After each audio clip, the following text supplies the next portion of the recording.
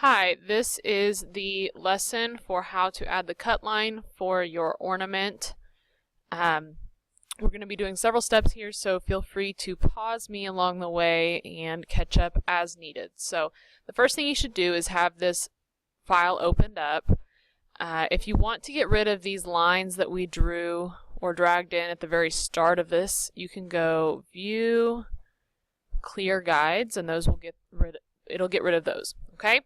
So the first thing we want to do is create a path around just our ornament circles. Okay? So what I'm actually going to do is I am going to Control click on my black outlines. I'm going to Control Shift I to invert that so that I just have the two circles selected. And then I'm going to come over here to Paths, and I'm going to click the Create a Path from Selection option. So I'm going to click that. So you can see I've got two work paths, and you can see they've been drawn. Now what I'm going to do is I'm going to go File, Export, and I'm going to select Paths to Illustrator. So I'm going to be exporting that work path that I just made, and I'm going to have to open it up into Illustrator. So I'll click that, work path, and then I'm going to say OK.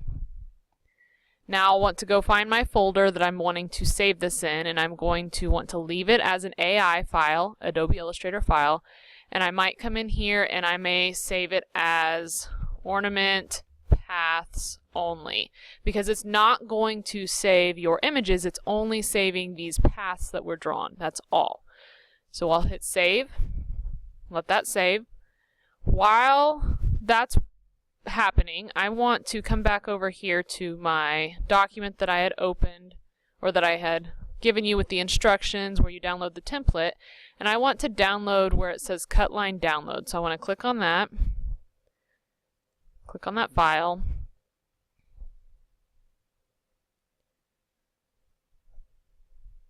So it's not going to say anything, but it is important that you see that it is an AI file. So I'm just going to click Download. You can see that it downloaded down here. I personally I'm going to click Show in Folder because I've got a lot of downloads going on over here. So if you don't have very many, you can leave it in your downloads, that's fine. But I'm going to take it and I'm going to drag it onto my H drive just so that it's there and I know where it's at. So you may want to drag it onto your H drive, specifically into your computer graphics folder, whatever works best for you, and you know you're going to be able to find this Roland VersaWorks file. Okay? So then the next thing that I want to do is I want to come back to my Photoshop file, come back over here to the layers, and I want to turn off that black outline. So remember I had said that you needed to make sure that there was nothing excess or hiding behind that black outline. So if there were things hiding, let's say I had just done a fill of a completely solid purple and I just thought, oh, I was good because it was covering up by the black, what you're going to want to do is Control click on that layer to copy, and then go to the individual layers that have excess, and you're going to want to push the delete key to get rid of those. Okay? But I'm good because I followed instructions. So I want to hide that black. I want to go File, Save As. I want to save it as, I'm going to name mine Sawyer Ornament, and I want to name it as the PNG or whatever you're going to know what to pull up in Illustrator. So it may be PNG, it may be Cutline, whatever, and I want to change the file to a PNG. Okay, so that it will preserve the transparency of the background, and I'm going to say Save. Say OK.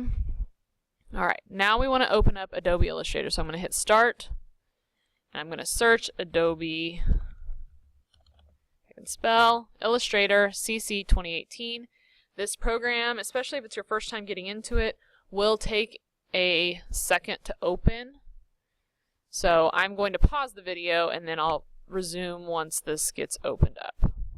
Welcome back. I hope you enjoyed your quick Snapchat, Instagram, whatever break. We're going to get back into it. So you're going to say File, Open, and you'll want to go find wherever you saved that Ornament Paths Only file. You'll say open. You'll go ahead and say OK. Now you'll want to just close out of that.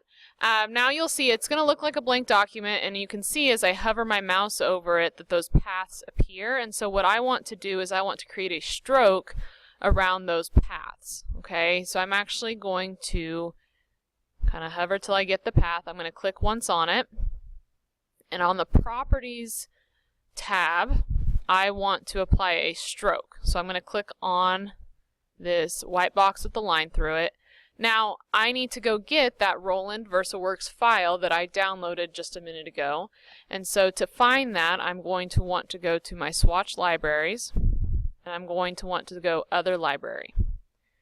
From here I want to go to my H drive where I saved that file, and I'll see the Roland VersaWorks option right here. So I'll double click, and I'll be patient. So this will open up. The cut line, the line or color that the printer will pick up is this pink right here, where it says cut contour when you hover over it. There are several other options. To be honest, I don't know what they do yet, but the cut contour is what we'll want. So I'm going to click on that cut contour. I'm going to double click on it. And you see when I double click on it that it actually changed it instead of a fill to a fill, and that's not what we want. So I want to make that transparent, but I want my stroke to be that pink. Okay, and I want my stroke to be about a point. It doesn't have to be super thick by any means, because we'll put it on top of our ornament and it'll pick it up. Okay, so then I'm going to want to come over to this other path and do the same thing, apply that same pink stroke. Okay, now what I'm going to want to do is I want to say File, Place, and I want to go find that PNG image that I had just saved. So Sawyer Ornament PNG, and I'm going to say Place. And so it's going to come up with kind of a preview, and I want to put it kind of in the corner, and I want it to intersect. So I want to come up in this upper left-hand corner. I want to click, and it's going to do a pretty good job because that should be the same size. I'm going to Control plus to kind of zoom in a little bit. I may need to use my arrow keys just a little bit. The circles are not going to be perfect. This is just kind of my workaround for getting things from PSD to Adobe Illustrator. The cut contour was designed to be used with something directly in Illustrator, but since we don't use that program, we're going to just do it this way. Okay, and so when I get it placed pretty accurately, I'm going to push enter, and I'm going to say okay. I'm going to hit escape, I guess, or I'm just going to click out in the white, and I can still come in up here and I can click and move it as needed. Okay, so what I'm actually going to want to do is I want to expand in my layers right here, and these two circles I want to drag them so that they're on top. So anything within the circle, that is what is going to get cut and put in. So you can see that there's a little bit of white down there, but that's okay. Alright, so if there are huge issues with things getting cut off, what you need to do is go back into Photoshop and adjust things and restart this process. I know that's kind of daunting, but if you did things that were beyond the bounds of the image and you need those to be included, then you'll need to go resize that. Okay? So now I have my image, I've placed my cut lines around it, and what I want to do is I want to save this as a PDF. The program that we print with will only recognize JPEG or PDFs, and so for this we're going to save it as a PDF. So I'm going to go File, Save As, and I want to change this to be something that I really will recognize, so I might save it as Sawyer Ornament Final Version, just so I know that this is what I need. What I want you guys to do is to put your last name in front of it, Payne underscore.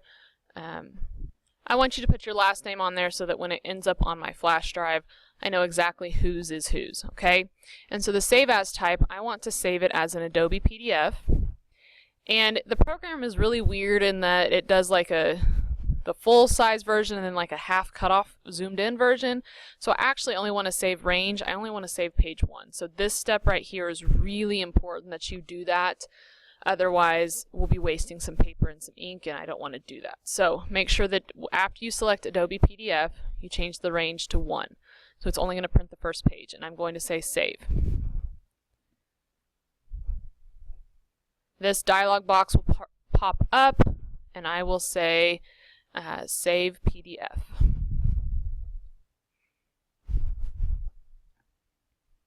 From there, I may actually come out over to wherever I saved that and double click and open it up just to preview it, just to see, to make sure that it is just one document on one page and doesn't have any extra stuff going on. So yep, it's just what I need. There's not a secondary page. This is exactly how it'll look when it gets printed, which is great. And so I'm going to actually close out of that to submit this file so that I can put it all on the flash drive. Instead of passing a flash drive around, I've created a Google form for you to submit to. So you're going to click on that. I need you to put your last name and first name in there. So Payne, Samantha. And then I want you to click Add File, select Files from your computer, go out to wherever you saved that file, and you need to upload the PDF. And I actually set it to where it'll only accept PDFs. So if you saved it as anything else and it's not showing up in your list of files, that means you did not save it correctly. So go back in this video and figure out what you did wrong to be able to fix that. So I'll say final version, I'll say open, upload, and I'll say submit. Okay, my response is recorded, all is well. Once I see that in there and you've uploaded onto Google Classroom both the PNG and the PSD, I do not need the Cutline file uploaded here. That should only be uploaded on the Google form. Then you may turn in the assignment and say that you are done. And once I have everybody's submissions, I will print those ornaments all at once and we will get those put together.